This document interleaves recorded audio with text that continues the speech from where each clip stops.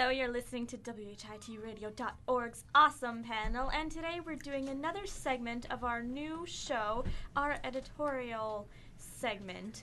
So, today I will be reading my own opinion, and this is a little bit different from Kelsey's if you were tuning in yesterday.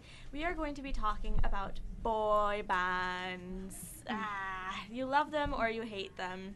But whatever you think, we're going to be discussing them. So this editorial is called Why Boy Bands Are Cruel. So stay with me, guys.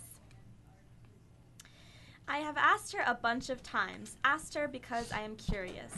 Why do you like One Direction so much? Always the conversation swoons like this. Waves of telephone static wash between us. The pause flickers, and then she, my best friend, says, "They make me so happy." I grunt comprehension. I don't get it. The static wave comes in again, roars over both our heads, and I change the subject. A few beats pass. We're at the Izod. $70 assign us balcony seats, ordered a year in advance. She grabs my hand and squeezes. She breathes something. I want to tell her that they can't hear her, that they're miles away and below us, but then the lights dim and the crowd roars. The screams sound like telephone static. It pulls her hand up and away. She waves it over our heads. At first, I think it's One Direction, but the illuminated stage is too far, too small for me to tell face from foot. The hello sways south, Australian. Hello, well, 5 seconds of summer. That was my Australian for you guys. Another roar. A stranger to my right surfaces. Who are these guys again? Headlining? No, I don't know them. Her voice recedes. 5 seconds of summer, from the large TV screen set up for the $70 seats, look young, new. A few songs, sprinkled jokes, waiting. We're all waiting. Still from the TV, I watch 5 seconds of summer, bow. They stroll off the stage. Her hand finds mine again. A hush rolls over the stadium. This time, I can hear her whisper their names. One Direction whizzes into view, their color coordinated, glowing, with airbrushed cheeks and Colgate smiles. It feels as if the roof will explode from the longing in the air. Mostly female, the arms stretch now, not up but out, forward, wanting for the box stage. She whispers, "Oh gosh, I'm crying." Most people are. A few songs, sprinkled jokes, waiting. The set slides into Little Things, if you guys are familiar with that song. A slow, seeping song. Turn on your phones, cameras, anything with flash, they said. Let's keep reading.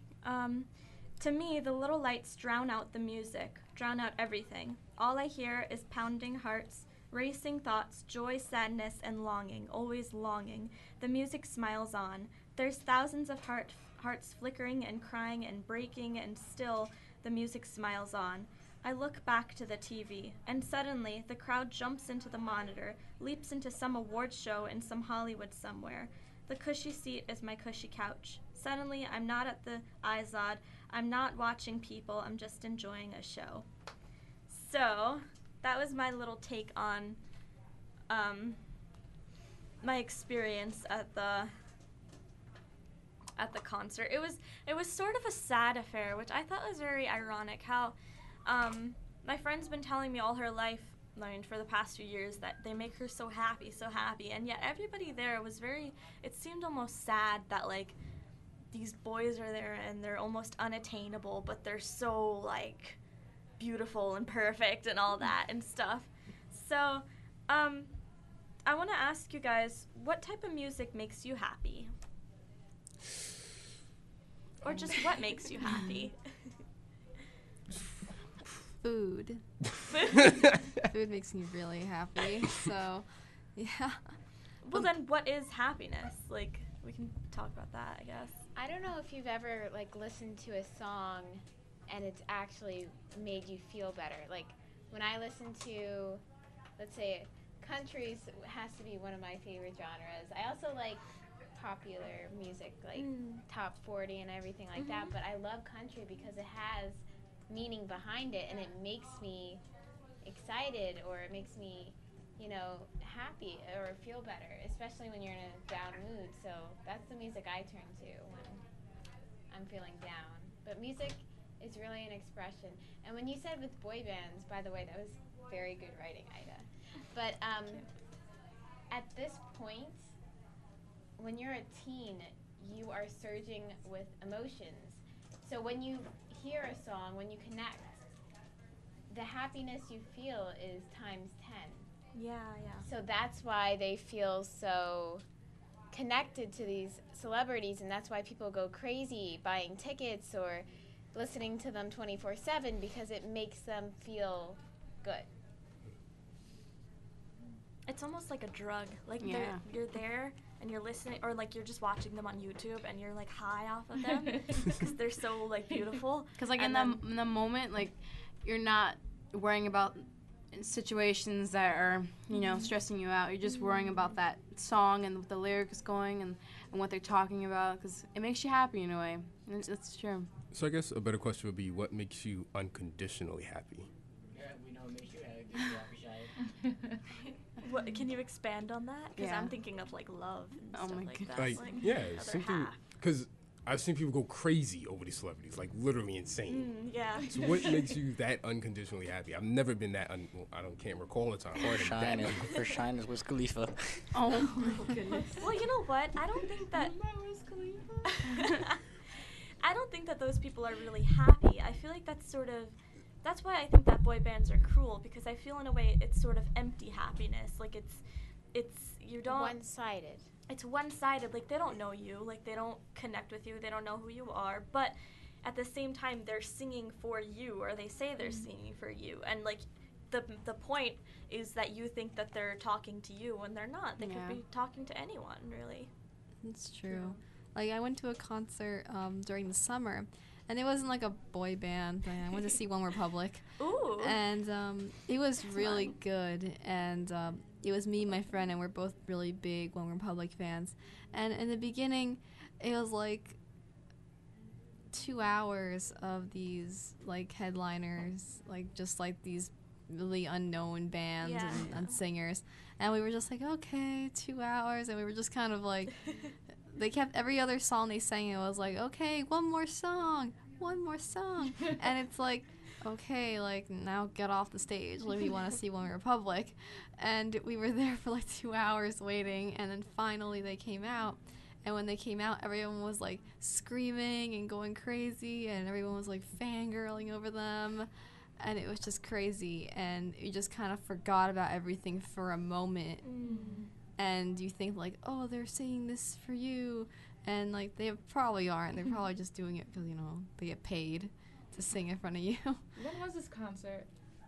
It was in August. Oh, could have went. Oh, it's sort of like a escapism, like how we read books or how we read poetry or how we watch TV to escape. I feel like music is an escapism too, in a way. But I feel like with boy bands, and this is my opinion, of course, they're sort of too much of an escapism. Like they're just an escape. They're nothing. They don't teach you anything. They don't have any moral to their songs. There's nothing substantial, really. They're not talking about like world peace. They're not talking about anything.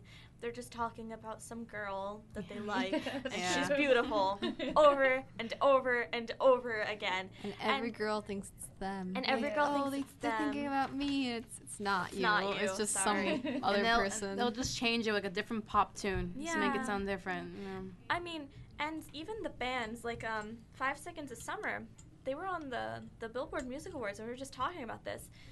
But I saw them in July, this past July, and nobody knew them. Nobody knew them at all. They're like, who are these guys? What? But they're like, and then as the music went on, they're like, oh, they're cute.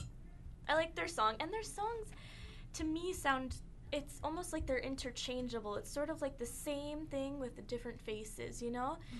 And I don't know. I feel like it's kind of cruel in a way, because I feel like they're playing with people's emotions. Like you're using like your sex appeal in a way to connect with young girls or young boys or whoever. And some young girls take it really seriously.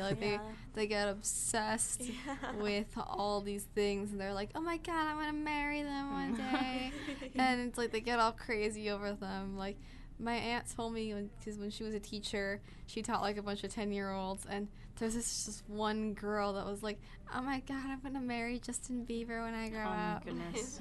And she was going crazy about it, and and some girls would have like folders with like their faces on them and stuff like that, and it just makes you think like that's a little like strange to hear like a 10-year-old say, "I want to marry this guy." Yeah, It's yeah. like 15 or 14, and that's just like, I don't know, it just makes you think like, wow. Yeah, and with heartthrobs like that, it's like it becomes a problem if they have an actual relationship. Yeah. Like if the fans find out, yeah. it becomes like a big problem. Like no matter how happy they are, you claim you're a fan, but they're not allowed to be happy with someone else because you picture yourself with them. It's sort of unhealthy because it's like Yeah. obsession. It's like, oh. And then they drag them. Like if you go on Twitter, there's always people dragging like Or they're, Taylor like, sending, Swift or going out with Harry Styles Yeah, and or everything. they're like sending like death threats. Yeah, it's anything like, like it that. gets that serious.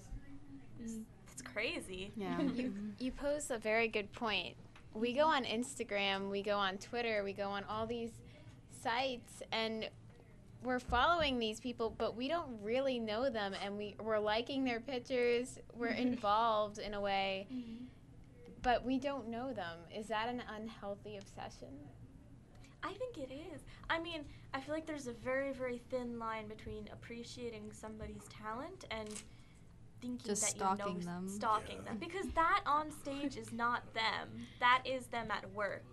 Do you guys think so too, or do you think Yeah, that? like, because when they're on stage, like, you guys probably don't realize that they put on, like, even if they're boys, they still wear makeup. Yeah, yeah. Oh my They goodness. still wear stuff, and the clothes they wear, those aren't really their clothes per se. That's just what people Somebody- tell them to wear. Mhm, Someone told them to wear matching clothes, not because they just have them around, just because they want to be cool and match, because they were told you have to match because it'll make you look more attractive for some reason, or you put this amount of makeup on yourself because you'll look more attractive and people want to buy your music because people are weird that they want to buy music from people that are just attractive. And it's not them. Like, you don't see them at their worst. They have problems too. They probably struggled, and this figurative girl they're talking about in their songs, I'm pretty sure every single one of them has had some ex, and they Yeah. just talking about them. They're not talking about you. They're talking about someone in their life that just, they formed an opinion about. But let's take it in a little bit of let's flip it around a bit, okay? So let's say like for somebody like me in this editorial, I have a friend, not going to mention any names, who is obsessed with these types of boy bands, and she genuinely is happy for them, and she cries for them, and she thinks that they're her best friends and stuff. Although I'm not very into it, I do go along, like as you read in this editorial, I do go along and go to this concert, even though I'm not really enjoying myself, but I'm still, you still try to find common ground with your friends, and you still usually, when they say, let's do something, you're like, okay, just because they're your friends and you want to strengthen your bond with them.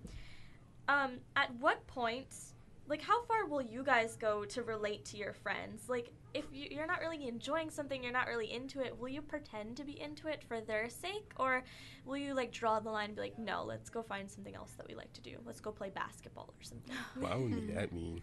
But if someone's generally interested with something, I'd go along with them, do it with them.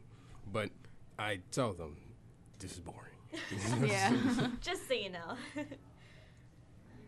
I mean, like, there are a lot of different ways you can go about that even with like clothing and even food. Like, let's say your friend makes something and you really don't like it. It's like they made, let's say, like, I don't know, like Lasagna. Lasagna. Burnt lasagna. and it was really, really bad, and you ate it with them, or you ate all of it, and you even asked maybe for a partial second, just to seem like you really appreciate that they cooked and everything. But in reality, it's like, this was not that good. Like, this was awful, but I'm just doing it because they're my friend, and I want to make them happy, even if it means I'm a little unhappy, and maybe I might, throw up after eating this, but still, You could slip them you a want few to do it cooking for tips. them. Yeah. It's like just like you slide someone some Tic Tacs when their breast's a little, kicking. Yeah. Like, do you have Oh my Tic Tacs? Oh. Oh, do you want one? No, it's for you. Yeah, I feel like we generally try to not please our friends. We generally try to get along with people. I don't know anyone who goes around deliberately trying to break their friendships and being negative all the time. So, although I do think that boy bands are a bit cruel, I do find myself going to one or two One Direction concerts once in a while, which isn't bad. They're not like the devil's music or anything. This is just my opinion that they sort of give me a very sad, lonely impression whenever I see them, because in a way I feel bad for all celebrities because they're put on this pedestal. Yeah. And because they have all these crazy fans, they can't truly interact with them. Like if you saw Zayn wake up in the morning, like I doubt he'd take a selfie because maybe he'd want to put on some makeup first because maybe he's a little bit insecure and he wants to connect with his fans more, and he thinks that he can only do that when he's perfect. But so, although I do not find boy bands that awesome, I do sometimes go to boy band concerts. Don't judge me. That was my editorial on why boy bands are cruel, but I still go to their concerts. So, thank you for watching this awesome panel show. I hope you guys have a great day. So, talk to you soon. Bye. Bye. Bye. Yay.